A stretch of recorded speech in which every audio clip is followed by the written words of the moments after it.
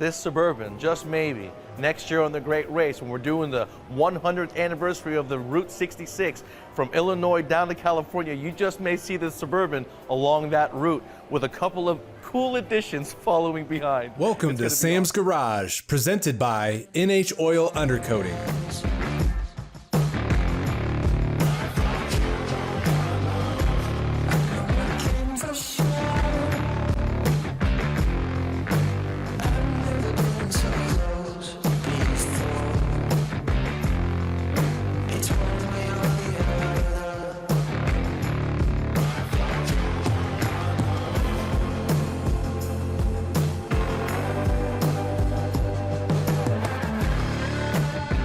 First up, the Bandit gets a serious upgrade with a Dakota Digital RTX cluster, factory looks on the dash with modern performance under the hood. Then we roll under VIX 66, where a Holley LS swap meets a custom Summit Racing exhaust, tying together old school Ford style with new school muscle. And finally, we turn up the voltage. From show-stopping trucks to electric GT prototypes, this is high voltage hot rodding built to shock the crowd and define the future of car shows. Next, we head to NHOU, where Joe and Joey reveal a breakthrough rust protection formula that's years in the making, combining deep penetration, abrasion resistance, and lanolin for next level defense.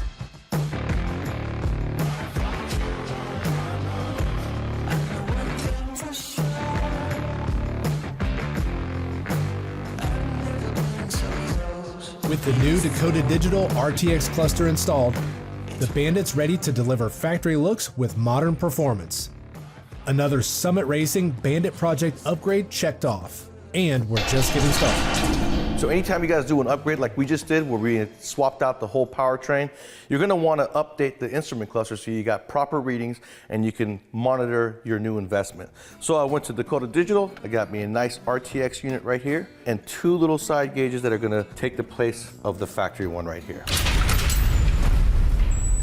When you're tackling a job like this, there's gonna be no catalog or manuals unless you have an old Chilton manual. So you're gonna have to use your head. Take a good look at your dashboard instrument cluster and take a look and see what you need to remove, the obvious hardwares that you can see. With the kick panel where the knee is, you're gonna remove that. That way you can drop the steering column, because that way you're gonna be able to pull the instrument cluster out, and it'll give you more room for when you're wiring up the new brain.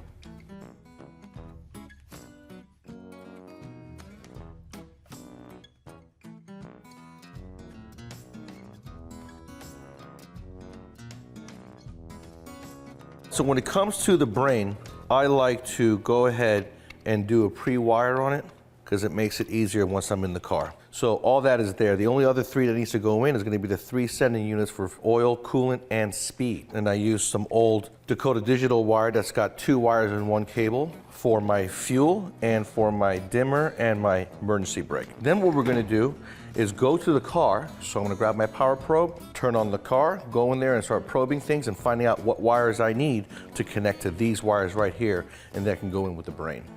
So when it comes to the light dimmer, all I need is a 12-volt source from a light bulb. And there's my light bulb right there, that's easy. This one is fuel. It's got both the ground and the 12 volts right here. So I'm just gonna go tap into those. This is the main wire. That's gonna have all my other stuff on it. There is switch power. So to confirm switch power, I turn it off, then I turn it back on, and it's the pink wire. Then I need to turn on my blinker.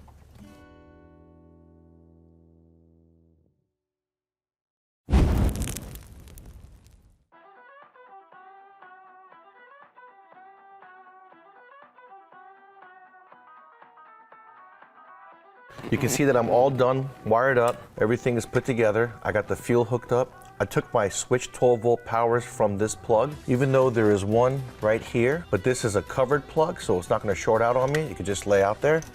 But this one is exposed, and I'm gonna leave this in here. So in case anybody wanted to go backwards later, all they gotta do is reconnect the wires. This is 79, so it's got a lot better wiring than the 60s cars. So now, I kept this here so I can get my length correct. And I'm gonna put this guy, wrap it around, and I'm gonna put it right here in the dash and mount it to that plate that's holding the column up. It's metal, it'll be just fine. And very accessible, it'll also clear the back of the instrument panel. So that looks really good.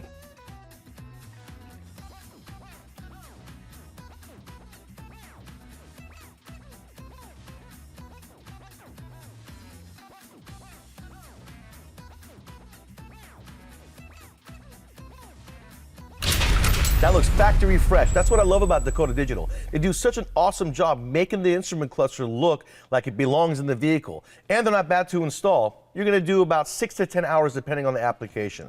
All I gotta do now is hook up my sensors under the hood and my fuel sending unit and I should be done. That's another item checked off of the Summit Racing Bandit Project.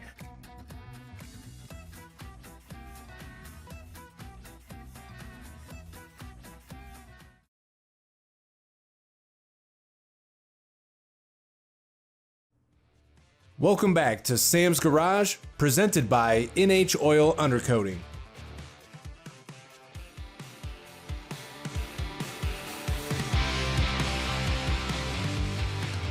We're back under VIX 66, buttoning up the Holley LS swap with a custom exhaust.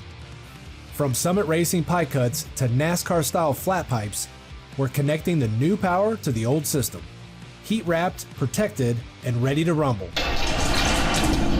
All right, so we're getting closer and closer with our Holley LS swap project with VIX 66. We've got an LS motor in here. We've got it looking like an old school Ford engine with all the LS Classics parts on it with the front runner and that whole setup with the Ford distributor. All that stuff looks so good. So now what we're gonna do is connect the new exhaust system to the original exhaust system. We got just a few little pieces to make going straight from the header onto the rest of the system. I think I can do it without ever interrupting the car's exhaust system. Yeah, everything looks really good. And I'm impressed with how low profile the Sniper is there. It's just the moment of truth will come soon enough if the air cleaner and the hood all come together. That's Vic's problem. So the most important part when doing an exhaust system is to make sure that you don't have any huge gaps when you're welding, because it makes it a lot harder to get 2 points together, creates a lot more time for you. There's a lot of tools out there that you can use to cut your equipment. Like for instance, this pipe here, you can buy these online. This piece here, this is for a 2.5 inch. You can cut, let's say you have a portion, you can cut it, you can put it in there, you can sandwich it, put this piece through it, it'll hold the pipe in place. You put that in your hem saw and you can cut down on it straight. Very nice tool. This is something you can find online.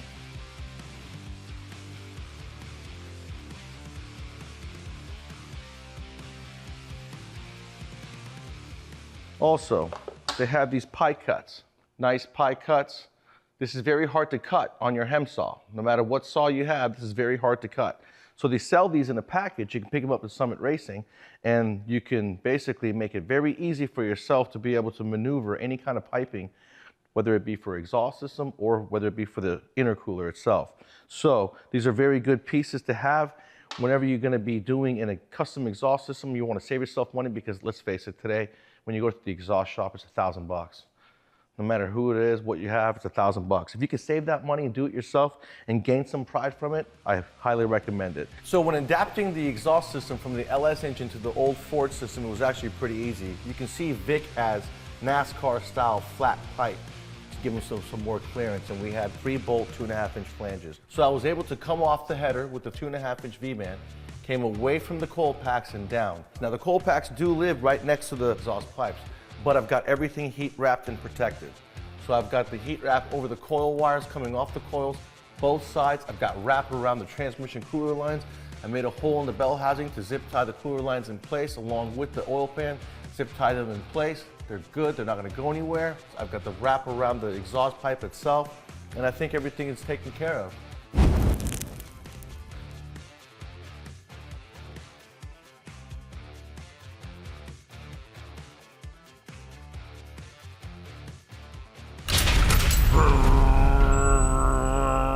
Look, he's going to Nopi. Let's say that. We got the exhaust system finished on our Holley LS swap project. This is going to be so awesome, Vic. I can't wait for you to see it. I'm not even going to tell Vic unless he sees the show air. I want him to look at it and be like, man, that looks really good, and whether he sees that it's a LS motor or not. It looks pretty good, doesn't it? It looks really good, yeah. And thank you. You did a very nice job wrapping the exhaust system. Yep. Huh? No, there's Nice a lot and of tight. protection for him under there. It's going to be good. But is it going to do burnouts? I think it should do burnouts. If it Yeah. better do burnouts, we've got a problem.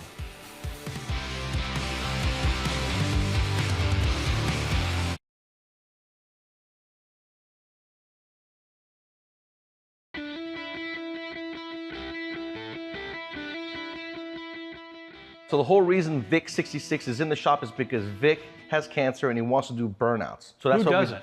Exactly right. Every smart guy does. When you do a burnout, what happens? You eat up tires, you make a big mess, a lot of stuff gets on the car.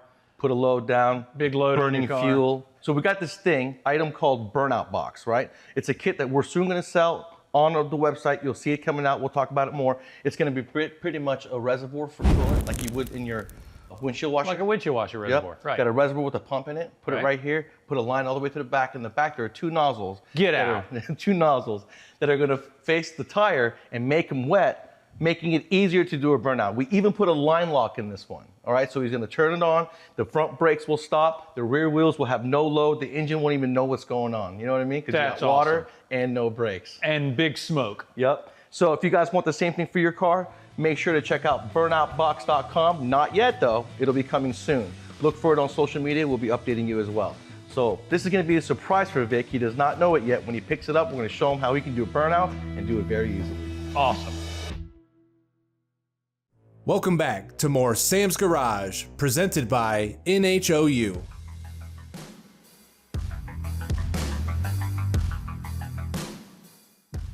We all started with RC cars, but this is the next level. High voltage hot rods and show trucks built to turn heads, smoke tires, and shock the crowd.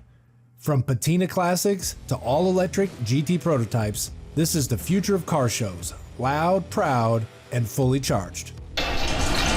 We all started with remote control cars. We love the sound, we love the feel. To have something like this and be high voltage and make you different from the pack when you go to every car show, that's saying something, right, Dan? Absolutely. So what we tried to do is make sure that you still had that hot rod look and feel, street rod, everything about it just screams car show, tells everybody, hey, come look at me. This is the belle of the ball. This is when everybody sees it, they got to walk up to it and see it. But we wanted to be, high voltage. We wanted to make sure that it was different, just a different type of motor. This is our paint and body shop. This is where we do all the fancy, pretty work, make everything look good. They take their time and do it right. Now this is something very cool and special that I didn't even know existed in 1950, and that's a 3-door Suburban with the same front end as the truck has. Correct. Our plan for this is it's basically going to be a showstopper. This is a rear drive unit on a truck, 6-pack, so 320-mile range on it, all high voltage. Basically, it'll be a show truck. So this one will actually air ride all the way out of the ground. We got a paint plan for it, so it's going to be a pretty cool truck. This is their prototype. Look at that truck. That's something you would see at the local car show, right? Old school patina, looks the part, and you can roll up to it, and until you see those little letters on the name of the truck, you would never guess this thing's high voltage. That's right. This is our test mule. So this is the first truck that we actually electrified. I put the high voltage equipment in. We wanted to make sure that we tested everything to make sure that it worked like they say it's going to work. A lot of engineers go, oh yeah, we can do this, we can do that, but we wanted to make sure that we tested it. This truck we did about 2 years ago. We built it in about 5 months, got everything rolling and working, and this one actually smokes the tires off. It'll just burn the tires off. And you guys, there's a lot of problems with EVs out there, except for Tesla. You have zero issues with these. These high voltage vehicles that Southfield Classics is putting out, they've got the software handled, they've got everything taken care of. All you guys gotta do is plug them in, charge them up. You don't have to worry about leaks like you do. Right. These are all taken care of and you got full reliability. GT prototype car. This is all electric as well. It has a rear drive unit in it. It basically has about 750 foot-pounds of torque, 300 horsepower. This car weighs 2,100 pounds. It's scaled out basically like a spec Miata, so it'll run like a spec Miata. It runs and drives really fast. It's got intercooling for the battery packs to keep the batteries cool while you're on the racetrack. We've actually tested it out and ran it on AMP up in Dawsonville, so we've put quite a few miles on it, burning it up, trying to make sure that everything works like it's supposed to. This was part of our test package for our battery packs for making sure they stay cool, that they don't overheat, that they don't catch on fire or do anything stupid like that. So this car is basically the prototype for the GT that we'll be building and producing just a couple of these a year, so these are super rare. And just like with regular manufacturing, you're taking racing and learning from what you did in racing R&D and bringing that to the street. Absolutely. When you go to the car show, you may see 5 to 6 different combinations of these vehicles. They'll have a big block, they'll have an LS, they may have the original engine in it, but you're never ever going to see another one like this at the car show that you're at because these are manufactured, right? Correct. These are brand new trucks that are high voltage. You're definitely going to see it at NHOU Nationals in September 13th and 14th. 2025, so it is the return of the NHOU Nationals. But aside from that, we hope to see it in many other places. Sam's Garage, we're going to pull into Sam's Garage and do an episode there so that you guys can see what we're working on and see the focus that we have on high voltage vehicles versus just combustion engines.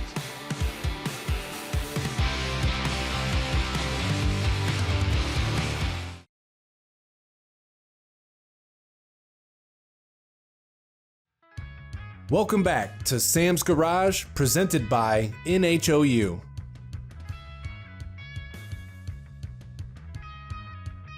We're here at the NHOU facility where protecting your vehicle is personal.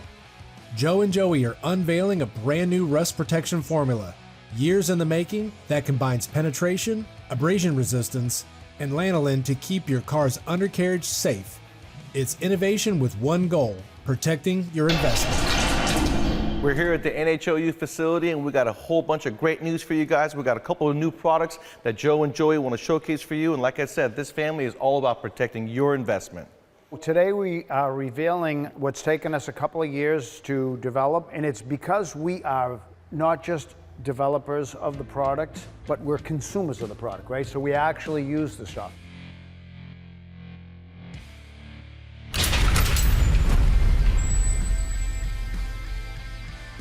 There's a couple of products on the market that we notice a lot of people are kind of gravitating to, and they see one performance characteristic, and that is abrasion resistance, okay? And here's a good way to kind of get a visual on what happens. If you look at the outside of this steel wool, it looks like it's in great shape. The product's doing its job. And this is what consumers are doing. They're looking at their vehicles, they're going, hey, 2-3 years, I don't have to go back, it's great, doing its job. The reality is, that's what's happening if you don't have penetration. And a very viscous product does not penetrate, okay? If we were doing a flat surface, that would be great. The problem is the undercarriage of a vehicle is 4,000 to 6,000 spot weld seams and folds. That's what that represents, okay? If you don't penetrate and get into the areas where rust is prone to start almost exclusively, I mean, are you really doing anything? And so our goal isn't to try to diss a product, but to make a product that helps the industry.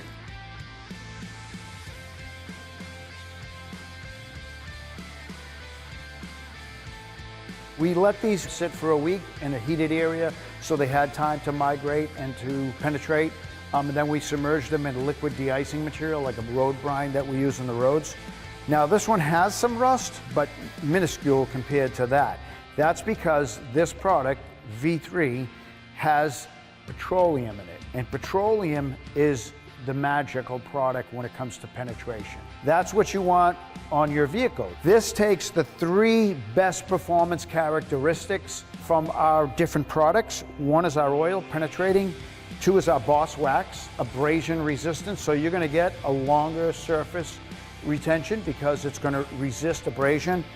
And then we take a lanolin. Lanolin, wool wax, wool grease, take your pick, they're all the same. For us, it's about solving problems. But when it comes down to it, that's our passion, that's what we do. We partner with you in solving a problem. We put people above products.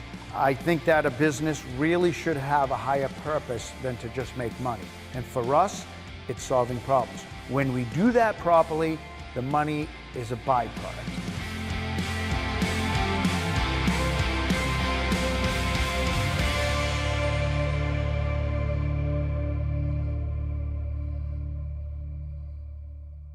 There's a lot of problem vehicles out there. You guys have been mentioning Chevy trucks.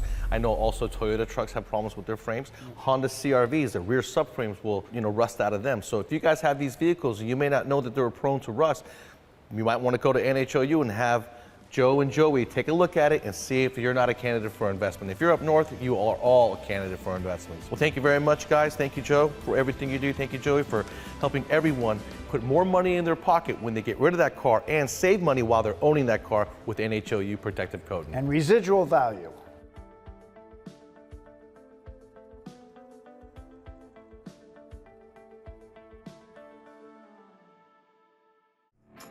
Be sure to check out Sam's Garage on these other media platforms. Send us questions and feedback to info@samsgaragetv.com. From digital clusters to LS swaps, rust protection breakthroughs, to high voltage show trucks, today's episode proves one thing: innovation never stops. Whether it's preserving the classics or pushing the future, it's all about passion, performance, and protecting what you love. Stick with us because the next ride is always just around the corner.